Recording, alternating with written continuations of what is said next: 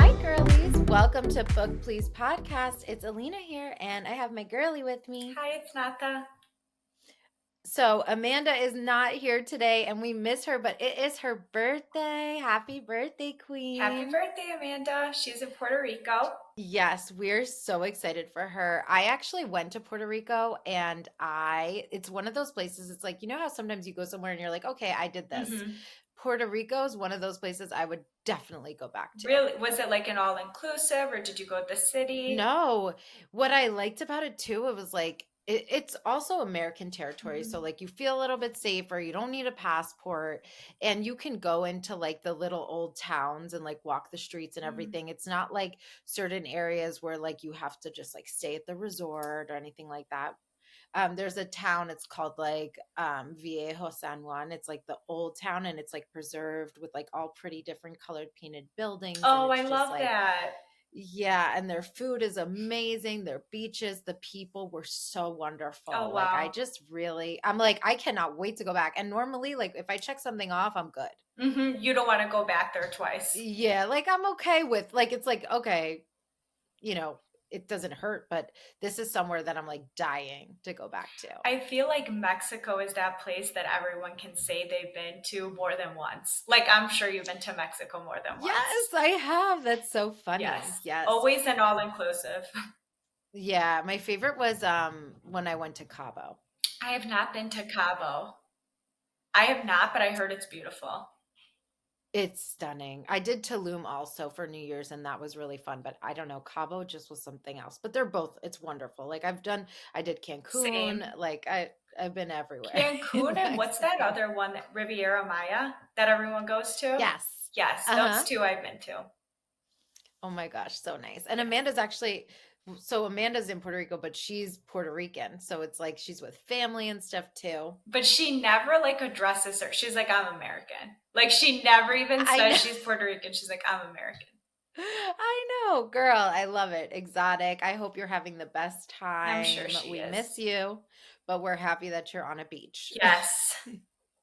Something I saw, Nata, that I have to bring up Mm. was Pamela Anderson went to Paris Fashion Week completely barefaced, no makeup, like the Wow. most glam event of the year, perhaps. And she's there completely no makeup. What did you think of that? I'm obsessed with it. First of all, it's crazy because all the headlines that she got for it, it's kind of sad that you're like, damn, like What were this people makes such saying?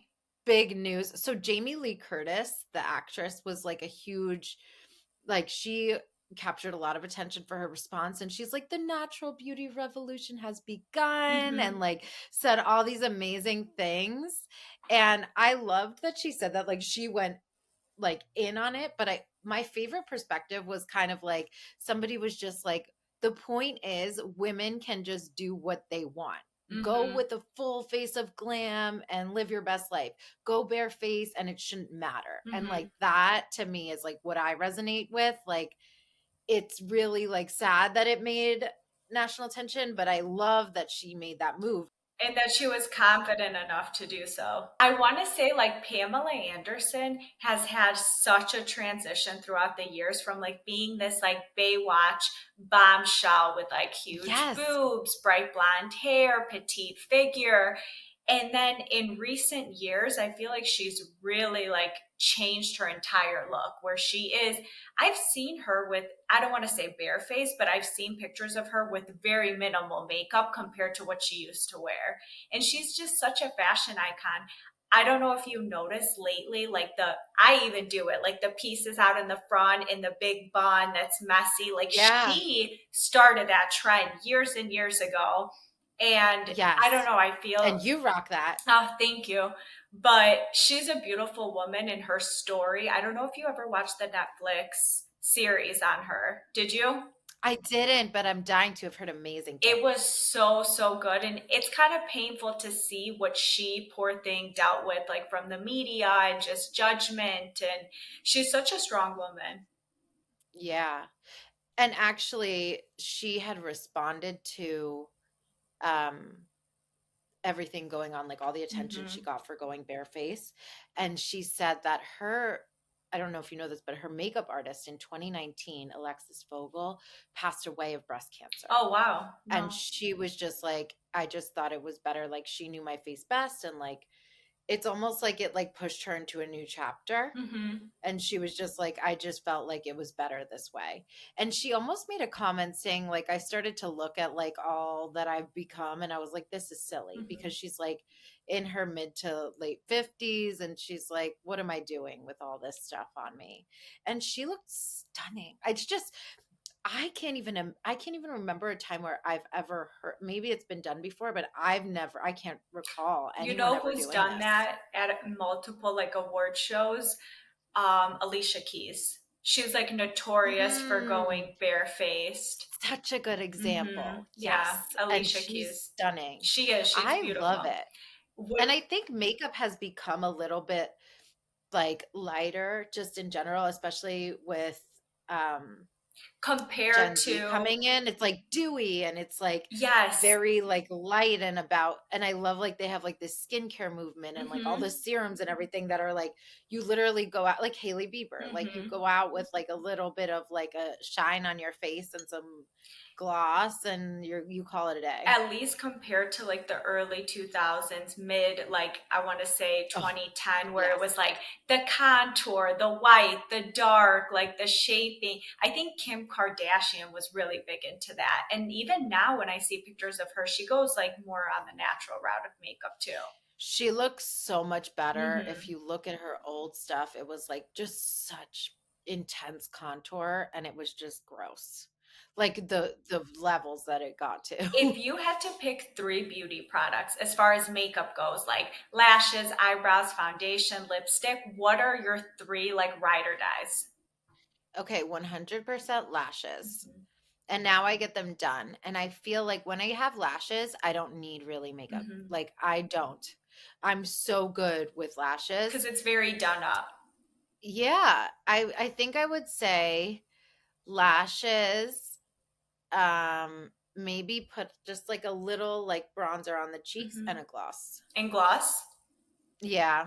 those are good ones. For me, mascara for sure. Because I used to have lash Mhm. extensions, ripped them out like a psychopath, and now I'm Yeah. just now I'm just lashes, mascara, that foundation, and lip liner. I love lip liner.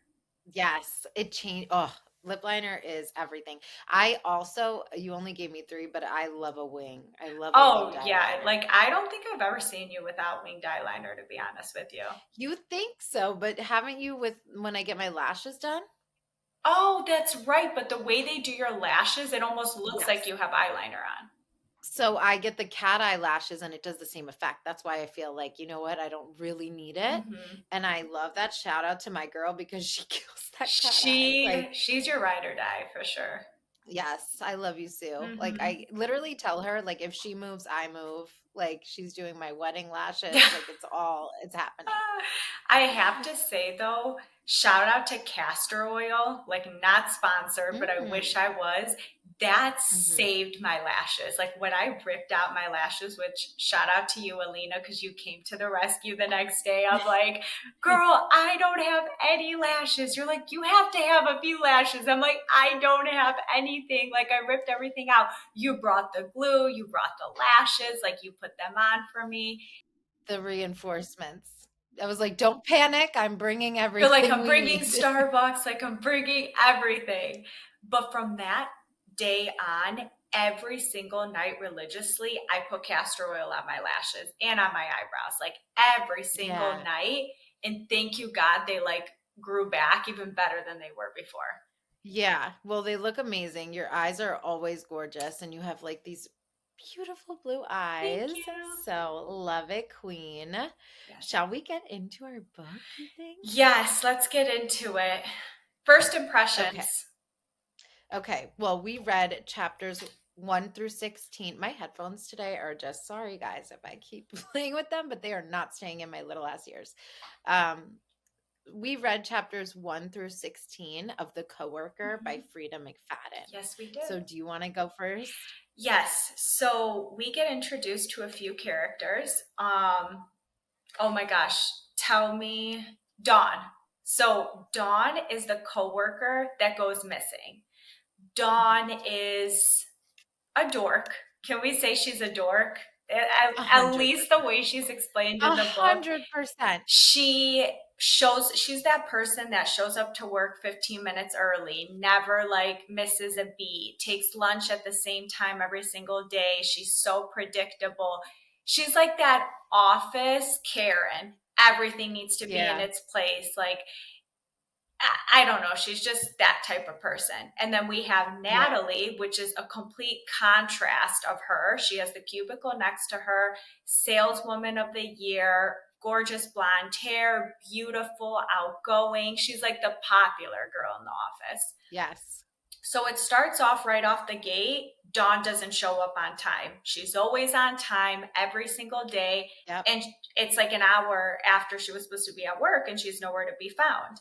Natalie's kind of like, this is odd, this is strange, gets a call And coming. she why is she the only one who was as panicked? Like, There is their boss, Seth, that Natalie addressed it with him, like, hey, we can't find Dawn. Where's Dawn? Didn't you get weird vibes from Seth? Like, he kept kind of downplaying it. totally weird vibes from Seth. And there was like a part of it too that also made Natalie uneasy, which was the email that she received about an urgent situation that needed to be discussed. And she did the same thing with Seth and like tried to set time aside. But I also think Seth was probably used to like this nagging, this like intense need to like schedule something at a particular time, like she used to do about like when she was talking strategy within the office about cutting back and being more efficient. And Having she the was just like, refrigerator let's put cleaned. time on the calendar, let's put time. Mm-hmm. So he's probably just waving it off. But I think Seth is like planted to maybe distract us a little bit Could be because and not really the culprit. you almost get the vibe like, is he responsible for something? Like, is he responsible for her Yeah. disappearance? But it could be just a strategy to confuse us. What he is responsible for is like wanting Natalie. Wanting Natalie for sure. But Oh Natalie, my God. I don't know if you can agree, but from the beginning of the book into where we're now getting into approaching the second half, are you starting to question Natalie's intentions? A little bit. And I Yes. think she's a little bit shady too. Like even just her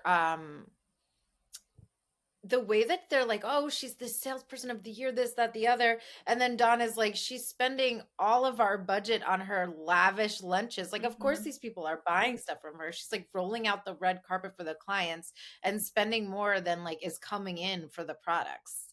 So I was like, girl, I don't think she's like guilty of doing anything per se, but it was a little weird because her hands were like on her hand fingerprints were was on evidence that she didn't actually touch, and then she started to be like, oh, maybe I did touch the wine glass, maybe I did Because touch we this. come to, as we transition into the chapters, Natalie goes to Dawn's house. She dropped her off once Yes. after work. She knows where she lives, and the door was unlocked. So she goes Yeah. in, she finds things not in complete disarray, but suspicious. Like, there is a glass, two glasses, an uncorked wine bottle, then a puddle of blood. She calls the Yeah, police.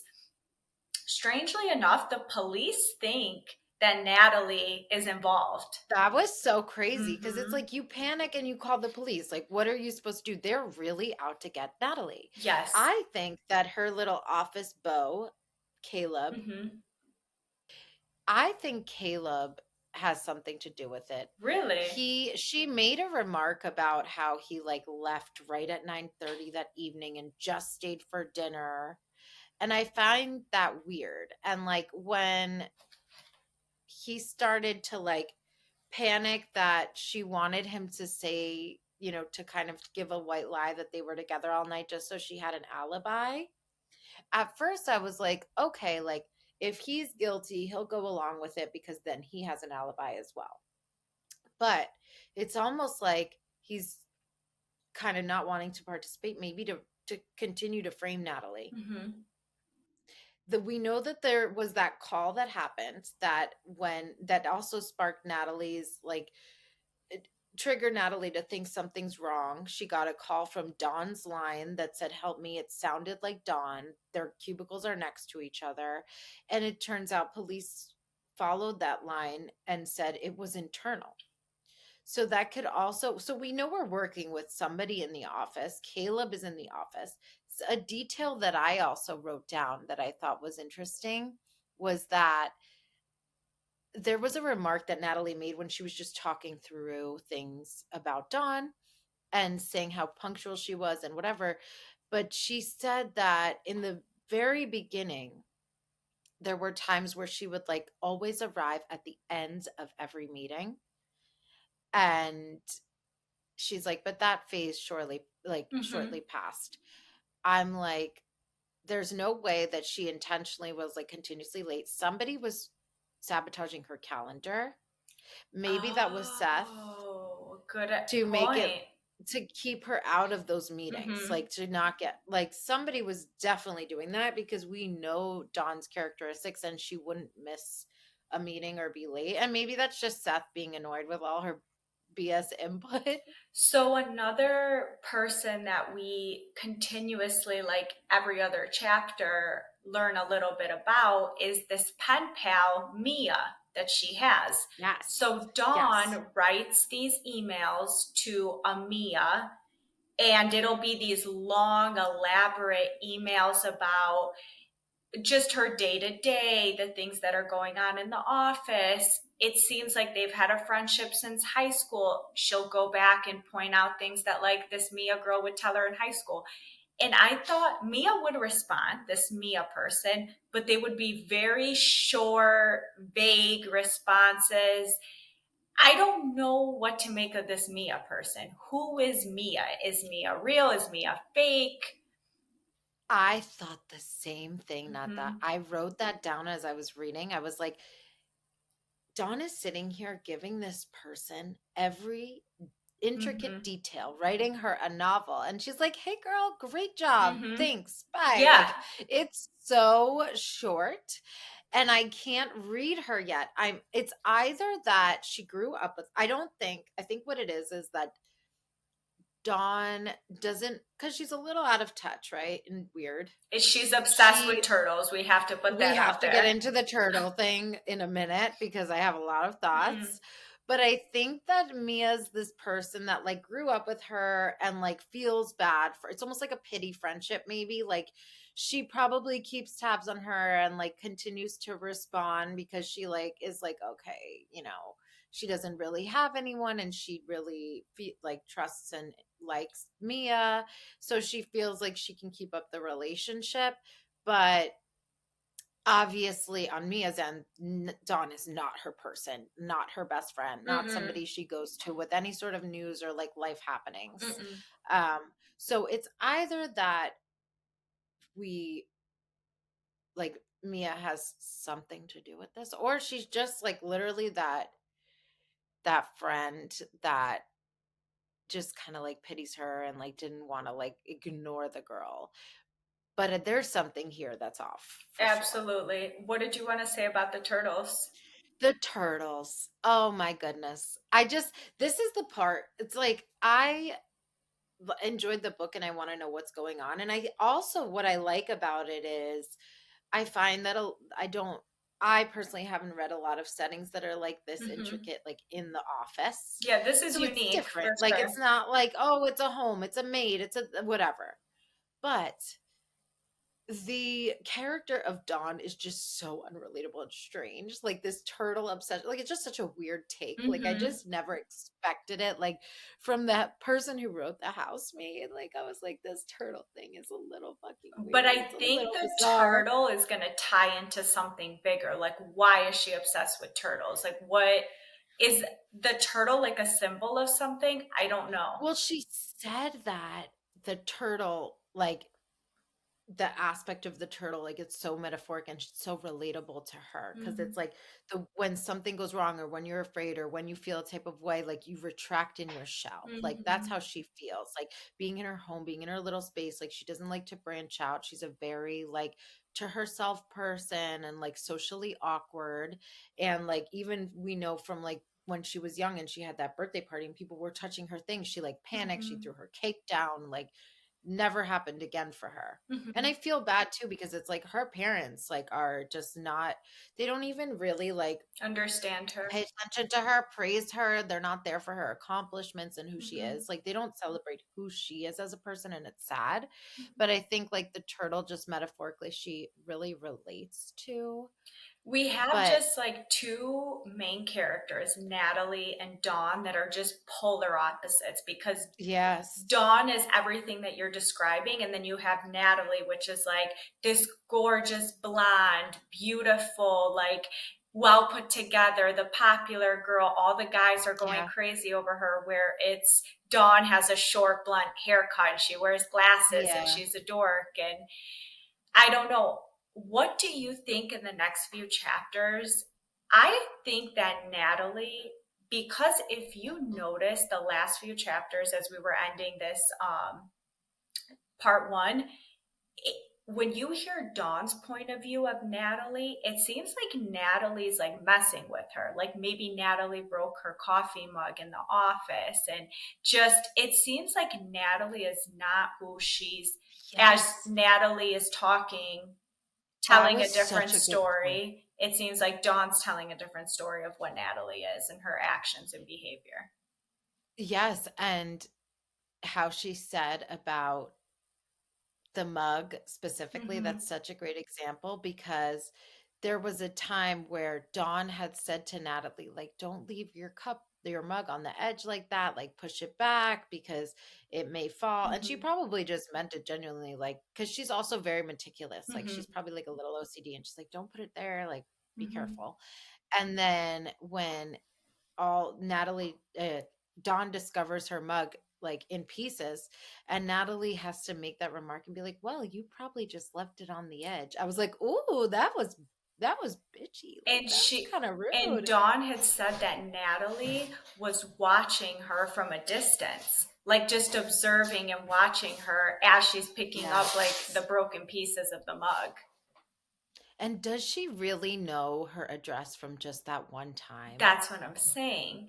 I think Mm, I don't know. I don't know what Natalie's involvement is in all of this because if you think about it, Dawn was putting her job kind of at risk, was trying to take away all these incentives that she has, these dinners that she's yes. paying for, these perks. So And maybe it was Natalie probably Natalie messing with Dawn's yeah. calendar. And Natalie probably, yeah, that could be so that she's not Mm-hmm. able to say anything. You're converting me a little bit Yeah. now that we're like talking through it Mm-hmm. because it's like also Natalie's able to get away with a lot because of Seth, like having the hots for her Mm-hmm. basically.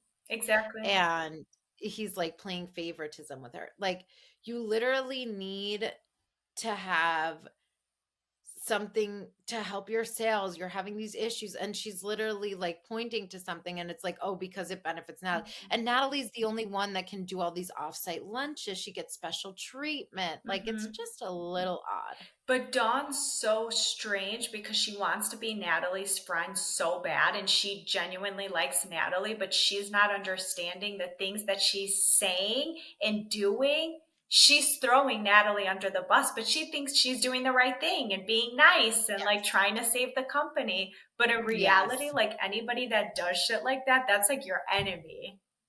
Yeah. And she's shocked that Dawn is Natalie's giving her the cold shoulder when she does.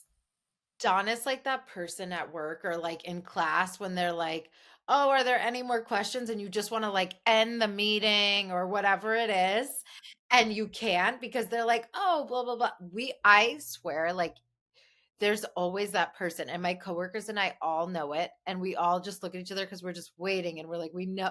And I know like I'm there for it if it like benefits, our meeting, Mhm. our business, our this, but sometimes it really is just like you're talking to talk. Yes, yes, and Dawn is that person. Yes, or like if you're in class and like you the teacher forgets to collect the homework, like Dawn is like, "Oh, the homework was due. Did you Mhm. collect it?" Right. I could never be the even if I didn't, I'm so obsessed and proud of my homework, I will never do that to anyone in Yes, my yes. class. And another thing that I just thought of, the police, when they keep talking to Natalie, they mention that Natalie keeps referencing Dawn in the past tense. Yes. That is I was firstly, I would like to say I like how Frida painted the picture for Mhm. us and said all of the things that Natalie discovered and then said like she was shocked, she was like shaking, she was this, but never told us what she discovered. Mhm. At that point, I figured that she discovered Dawn's body. Same. That was what I thought. And then it like jumped to like another time period. So we had to wait to find out. And then it was just, I like that she's not dead. I like that it's just blood so that we have no idea what happened. We can still figure it out. Like she's just missing at this Right. point.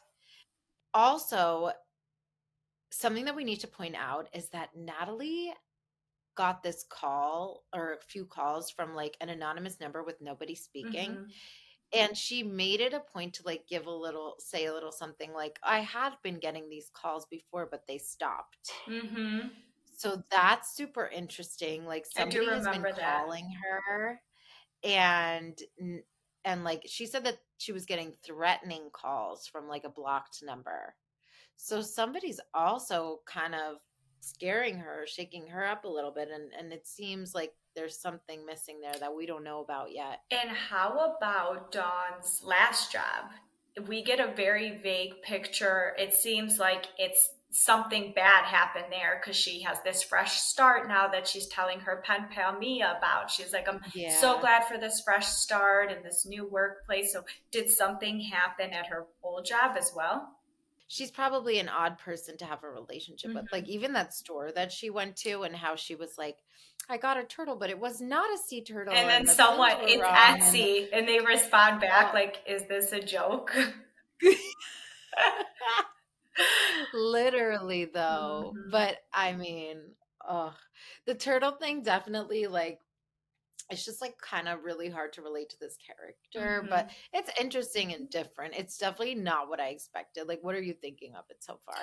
It's not what I expected, but I'm intrigued. I'm looking forward to reading Yes. more. I want to find out about Mia. I want to find out about Mia. Like, who is Mia? Who's this pen pal that Yes. she keeps talking to?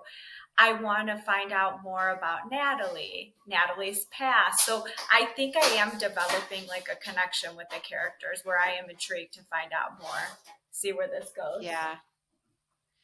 And Mia said that she had like a gift coming soon for Dawn and would let her know also if she was visiting soon. So hopefully we do get like more clues about her because that is, I'm glad you pointed that out because that is such an odd relationship. It's definitely very one sided. And it's like also sad that Dawn doesn't recognize it. Like sometimes people just don't get like social cues. And I know Dawn is one of those people. Very much so. So is there anybody else? So Caleb to me is very suspicious. Hmm. Mia, we don't know enough about her yet. She gives us literally nothing. So Hmm. we'll see about her. Natalie, like you said, maybe like a Yeah, there's Natalie's a so these are like question our mark. culprits here. I Seth, don't think it Seth you has don't? anything to do with it though. I'm not taking him off the roster just yet. No. Okay. He's the one I'll pull out. Yes. Okay. But I'm telling you, there's also more happening with Caleb. It could Unless be. he's like the obvious one. But like just she said she's like he left for like we had dinner and then he left immediately. And like that's the night that it all happened. Yeah, but also he says kind of the same thing to Natalie. He goes, you said you had to do something that night right after dinner. Do you remember him saying that to her? Yes. I remember that. So maybe I don't know. Mm. And it's weird that in her telling of it, she's like, he left right away. Mm-hmm. Why wouldn't she mention that part where it's like, well, girl, you said you had to do Right. something? Mm. Next week, we'll know more. So for next week's episode, please read chapters 17 through 42 for part two of the book and meet us here next Wednesday so we can dive into more clues that we get, see how we're liking it. Please comment on our Instagram post of this episode and let us know what you're thinking. Yes, and since Amanda's not here to plug in our socials, I'll give you Oh, the honors, Elina. Oh my goodness. I hope I can do it as well as she can. Let me think. So we're on Instagram, YouTube, and Threads at Book Please Podcast. Please subscribe to our YouTube and watch. We are now on video, and we're on X, aka Twitter, at Book Please Pod. Yay, you killed it. You did her justice. Not quite. All right. They don't know how many takes it took me. Everybody, I hope you have a good week and see you next week.